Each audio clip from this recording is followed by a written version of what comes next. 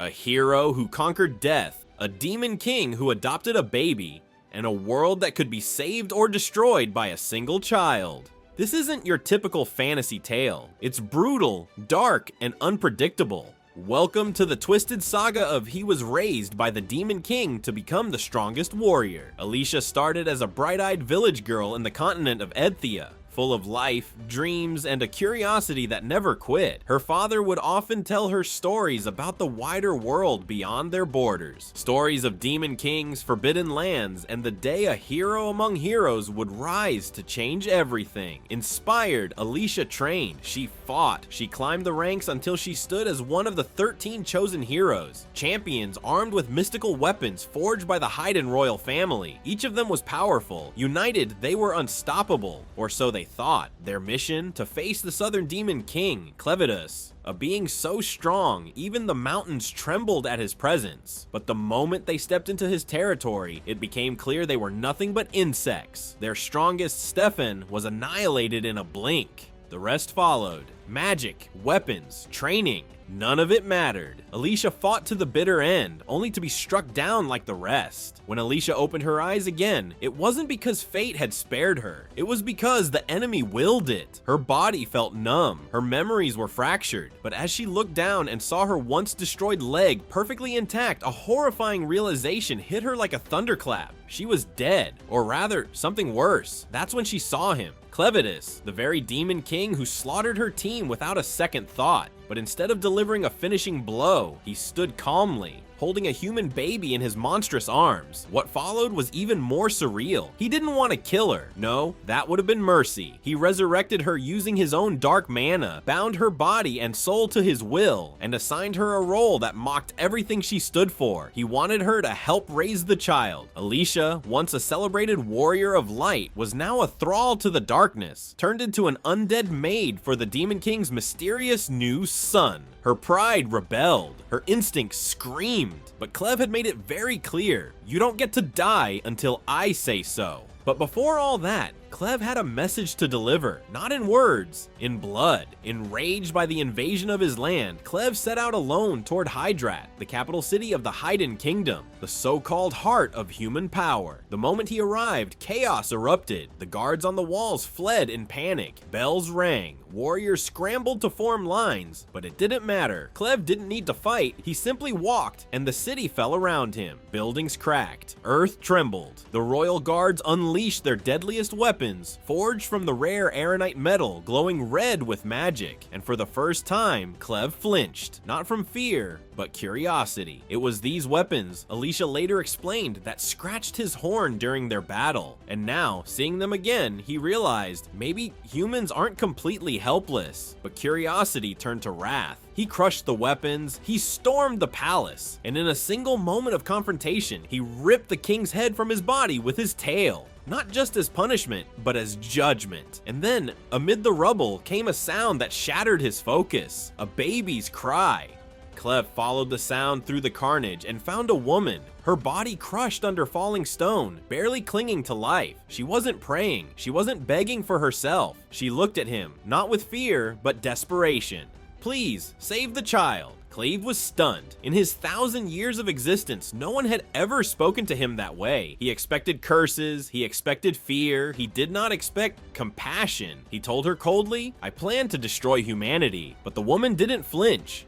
Children don't get to choose where they're born. Don't kill the baby for what we did. Her words echoed in Clev's mind, and for the first time, the king of monsters hesitated. The woman passed away moments later, but her voice stayed with him. He stood silently for a long while, then scooped up the crying baby in his massive clawed hand. Was it pity, curiosity, boredom? Even Clev didn't fully know, but something in that moment changed. He returned to his mountain with the child in tow and gave him a name. Luna, the moon, the future, a symbol of light raised in the heart of darkness. Back at Luna Mountain, Alicia was forced into a new reality, one far more disturbing than death. She wasn't just alive, she was owned, a corpse stitched together by demonic magic, animated by the very being she once swore to destroy. And her first assignment as this unwilling nursemaid? Breastfeed the baby. Clev, oblivious to human biology, believed any woman could do it. When Alicia protested, he manipulated her body with his magic, forcing her to move, to undress, to obey. It wasn't violence, it was domination, a humiliation so intimate it crushed her will, but even that plan failed. Clev, confused, asked why the milk wouldn't come. Alicia, trembling with rage, snapped, "Because I'm a virgin, you idiot!" In response, Clev looked down at her and, without a hint of sympathy,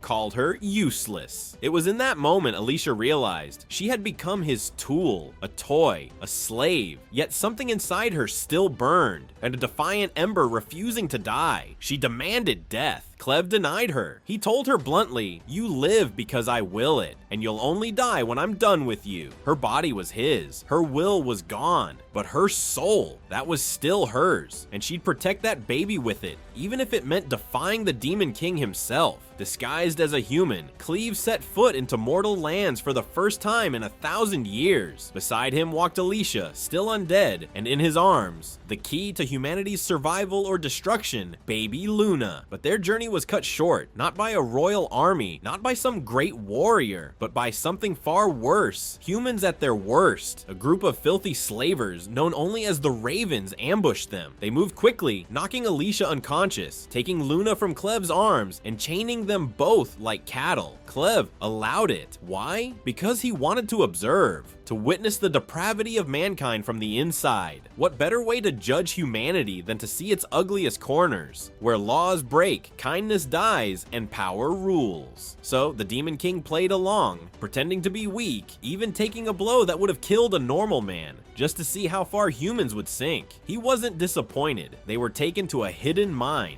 not just a work camp, but a human marketplace of suffering, where slaves were sold, weapons were forged, and nightmares were made real. And there, amidst the cries of the broken, Clev saw the true face of mankind. Within the slavers' ranks was a woman, Nell, a quiet, beaten-down servant with trembling hands and a hollow gaze. To the others, she was a nobody, a background character, disposable, but to Luna, she became a lifeline. When the baby was handed to her to be fed, she didn't flinch. She held him gently, let him feed, and whispered soft words that no one had spoken in that place for years. Clev watched from the shadows. He expected apathy, he expected abuse, but what he saw was motherhood. Curious, he spoke with Nell. Her story, tragic beyond words. She was born in that very slave camp, never knowing her father. Her mother, another slave, protected her until she mysteriously disappeared, likely killed for resisting the wrong man. Nell was beaten, scarred, deaf in one ear, and had most of her teeth knocked out before she was 12.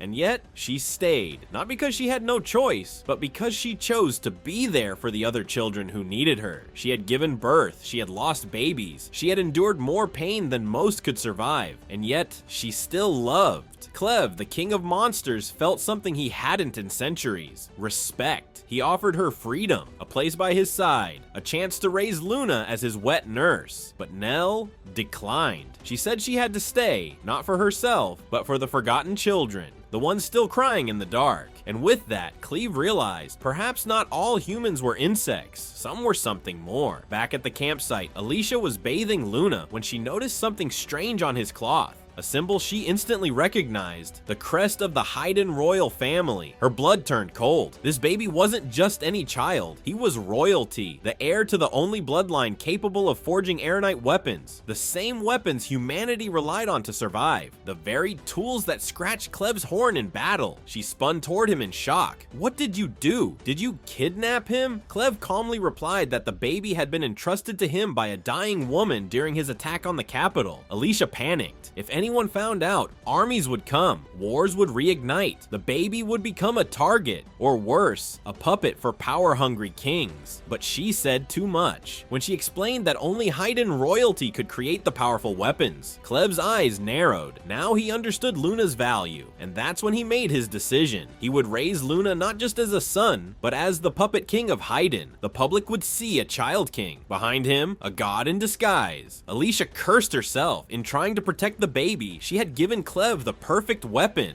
While Clev continued his silent conquest from the shadows, Alicia's nightmare grew darker. The slavers knew who she was now, one of the 13 heroes. They didn't just want to sell her, they wanted to break her. Dragged to a bridge by a twisted maniac with a blade, Alicia braced for the worst. He laughed, boasting about how he'd strip her in front of everyone, but what he didn't know was that she was immortal. In a moment of desperation, Alicia snapped her own arms out of their sockets, twisted out of her cuffs, and strangled the man with his own chains. His neck cracked like twigs under her undead strength. Then she took his knife and made a decision, one final act of rebellion. She cut the bridge ropes, sending both of them plummeting into the abyss below. As she fell, her only thought was, Clev, you better not have been lying about that immortality. With Alicia's fate uncertain and Luna growing in the arms of both demon and human, the world now stands on a knife's edge. Clev no longer seeks to destroy humanity outright. Now, he wants to judge it. Through one child, through one kingdom, through one woman who still defies him even in death.